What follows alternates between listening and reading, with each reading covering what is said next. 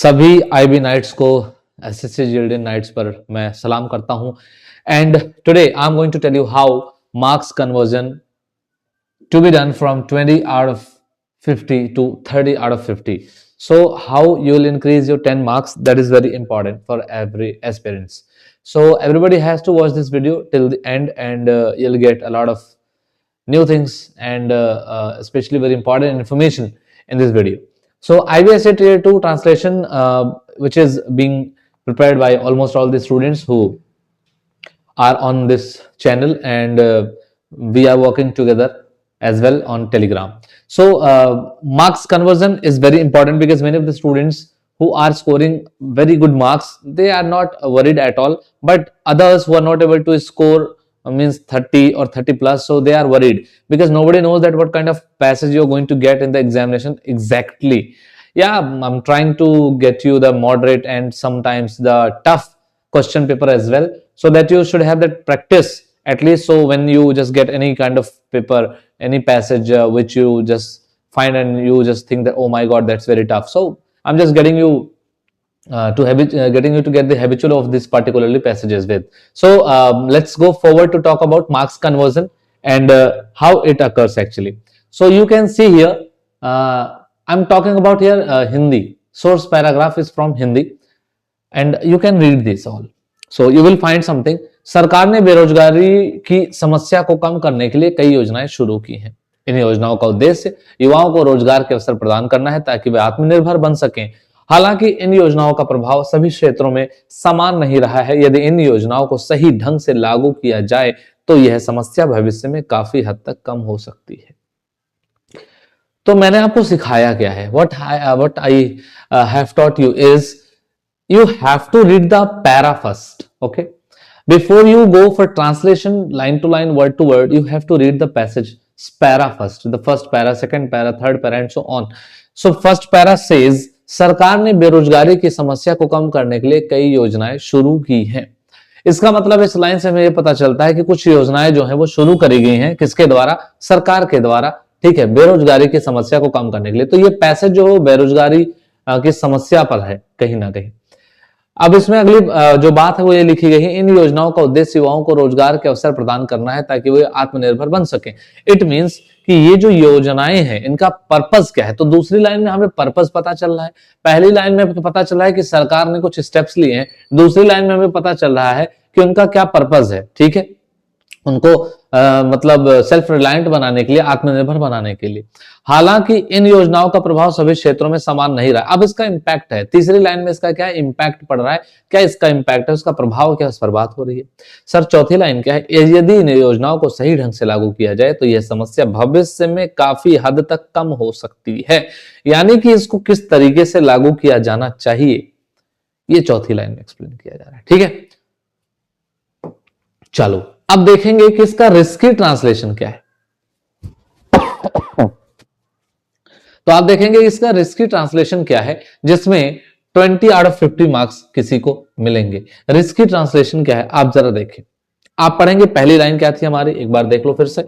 सरकार ने बेरोजगारी की समस्या को कम करने के लिए कई योजनाएं शुरू की हैं। अब आप इसको कैसे बना रहे हैं देखिए, द गवर्नमेंट हैज स्टार्टेड। अब यहां पे एक वर्ड हमने यूज किया है, that is started many schemes to reduce the problem of unemployment. अब आपको ये पढ़ने में पैसेज बिल्कुल, ये लाइन जो ट्रांसलेटेड है वो बिल्कुल सही लगेगी आपको, but this is risky translation.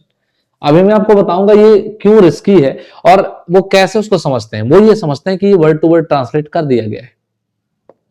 आपने क्या देखा, योजनाएं शुरू की गई हैं, शुरू की हैं, तो आपने क्या लिख दिया, स्टार्टेड लिख दिया, स्टार्टेड।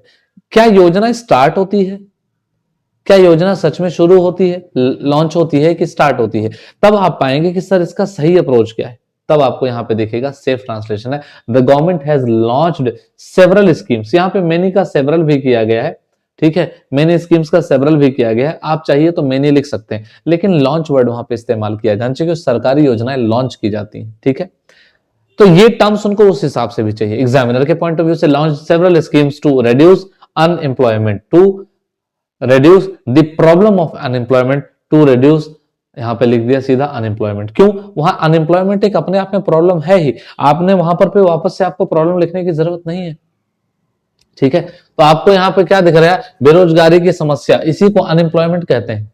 अनएम्प्लॉयमेंट और है ही क्या, तो हाँ प्रॉब्लम आपको नहीं लिखना है, वहां पे आपको क्या लिखना है, सीधे आपको लिखना है problem of, reduce the problem of unemployment.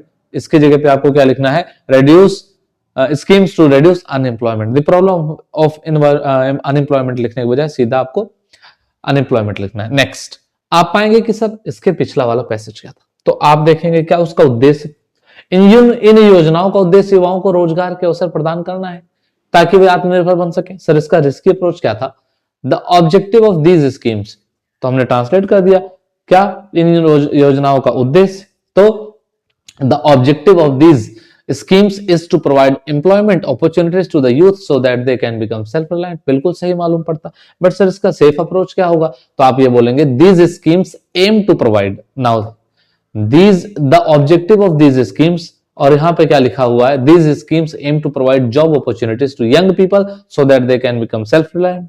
आप क्या बोलेंगे, to provide opportunities to the youth so that they can, यहां पे क्या लिख दिया गया भाई, ठीक है, to young people so that they can become self reliant. तो सर दोनों में डिफरेंस क्या है, तो यहां पे एम टू लिखा है, वहां पे क्या लिखा ऑब्जेक्टिव, तो सर क्या ये ऑब्जेक्टिव लिखेंगे तो गलत हो जाएगा, नहीं, बट थोड़ा सा मतलब आपको सोचना पड़ेगा कि आप वर्ड टू वर्ड ट्रांसलेट तो नहीं कर रहे। देखना, इन योजनाओं का उद्देश्य, द ऑब्जेक्टिव ऑफ दीज, अब हमको यहां से शुरू कहां से करना था, इन योजनाओं से, तो आप यहां से स्टार्ट करेंगे ना कि objective of the schemes aim to, subject हमें इसे बनाना है। तो इसलिए मैंने कई क्लासेस में सब्जेक्ट वर्ब एग्रीमेंट के बारे में बोला भी है कि भाई इसका ध्यान रखें आप, ठीक है। तो these schemes aim to provide job opportunities to young people so that they can become self reliant. Okay, चलिए अब आगे बात करते हैं। थर्ड वाला है, हालांकि इन योजनाओं का प्रभाव सभी क्षेत्रों में समान नहीं रहा है। अब आपको पढ़ के ऐसा लगेगा कि सर ये ठीक है, however the impact of these schemes has not been equal. देखो भाई इसका आंसर क्या लिखा हुआ है, however there impact has not been the same. यहां पे इक्वल का मतलब, आप इक्वल को इक्वल बराबर नहीं रहा, इसका मतलब इक्वल नहीं लिख देंगे वहां पे, ऐसा बराबर बराबर ना आपके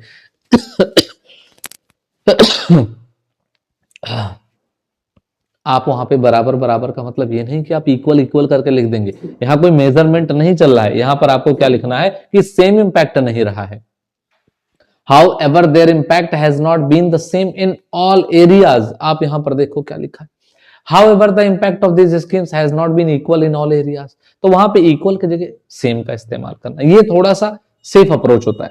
यदि इन योजनाओं, क्योंकि उनको लगेगा आपने वर्ड टू वर्ड ट्रांसलेट कर दिया ना, समान नहीं रहा है तो आपने इक्वल लिख दिया, समान को आप इक्वल बोल रहे हैं, वहां सेम की बात चल रही है।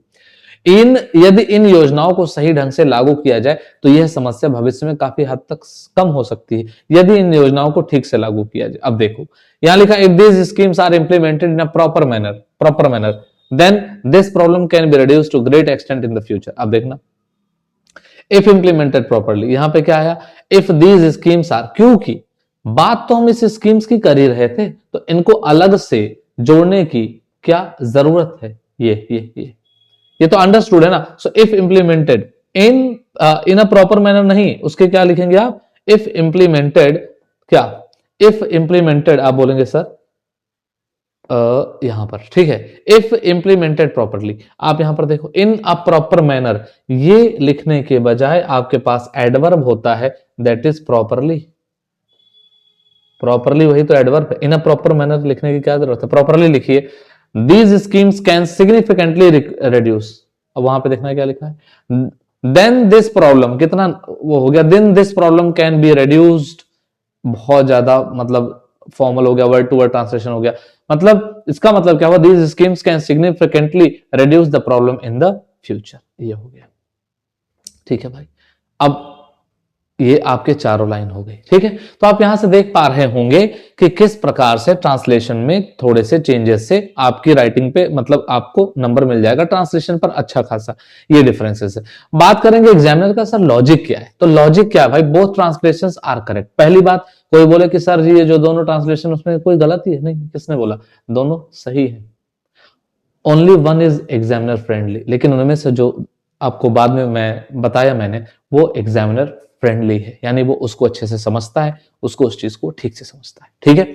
अच्छा, कंफर्ट ज्यादा मैटर करता है कॉम्प्लेक्सिटी से। आप उसको कॉम्प्लेक्स मत बनाइए, बड़े बड़े सेंटेंसेस मत बनाइए, छोटे में ही ज्यादा बातें कही जाएं तो बेहतर रहेगा। क्यों? क्योंकि because no officer has a lot of time to listen to you. इतना टाइम थोड़ी कि आपको बैठ के कोई बहुत देर तक सुनेगा, आप उसके कम कम बातों में ज्यादा समझा पाए, ठीक है।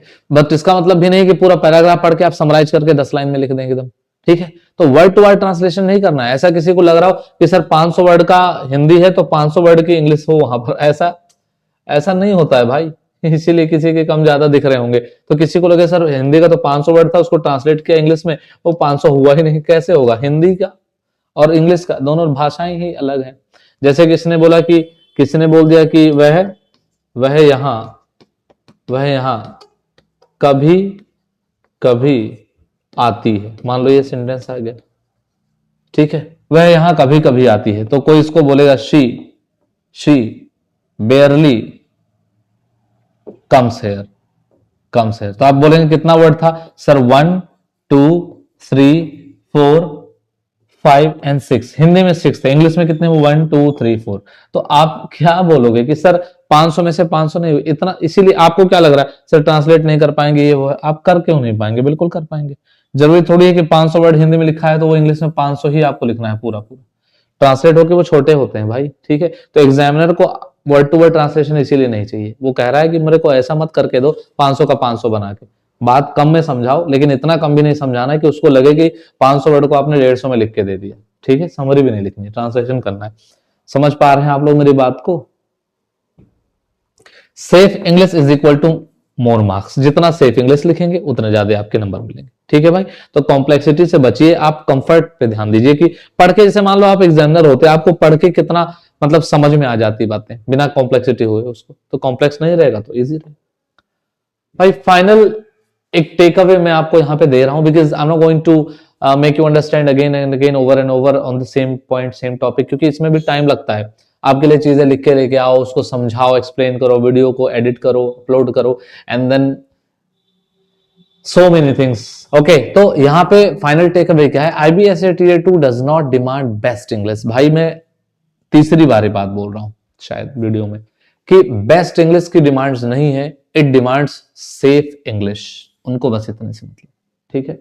तो जितने भी लोग घबराए हुए हैं, आप नहीं फेल होंगे, आप सेफ इंग्लिश लिख करके आइए बस। सर क्या हुआ अगर, जैसे इंग्लिश आपने ये 2 डिफरेंसेस बताए हैं, सर क्या हुआ अगर सेफ के जगह हम ये वाला लिख के चलें? तो आपको बहुत ज्यादा नंबर नहीं मिलेंगे, पर 20 नंबर तो मतलब आराम से क्रॉस कर जाओगे, नंबर पा जाओगे, पास हो जाओगे आप। लेकिन थोड़ी ना है कि किसी के, अच्छा इसकी कॉपी चेक होगी, आपको नंबर बताएंगे, मान लो है नंबर बताएंगे क्या? आपको नहीं बताएंगे नंबर। जिनके 20 या 20 से प्लस होंगे उनका रिजल्ट में बस नाम आएगा, वो भी कब? जब उनको ये पता चलेगा कि Tier 3 के लिए ये बंदा Tier 1 में अच्छा नंबर लेकर के आया है, जो पर्टिकुलरली SIB सिलेक्टेड होने की पूरी क्वालिटी उसके मार्क्स के हिसाब से रखता है। आपको आगे प्रमोट करेंगे, ये गो फॉरवर्ड, और फिर वो जाकर के आपको मिल जाएगा, ठीक है, Tier 3 में। तो आपका जो रिजल्ट जारी होगा उसमें बताया जाएगा, हाँ भाई आप पास हो गए थे, ये लो आपका नंबर, रोल नंबर आपका यहाँ है, ये देख लो, आप Tier 1 Tier 3 में आप पेपर देने जा रहे हो। So it is like that. तो आपको ये सारी बातें समझ में आ गई होंगी। तो मिलता हूं अगले वीडियो में, और तब तक के लिए इतना काफी है, ठीक है। अगले वीडियो में उम्मीद करता हूं कि आप लोग ट्रांसलेशन करेंगे अच्छे से, और जैसा आपको सारे पॉइंट्स मैंने समझाए उसका आप ध्यान रखेंगे, ठीक है। तो चलो मिलता हूं अगले वीडियो में, तब तक के लिए जय हिंद।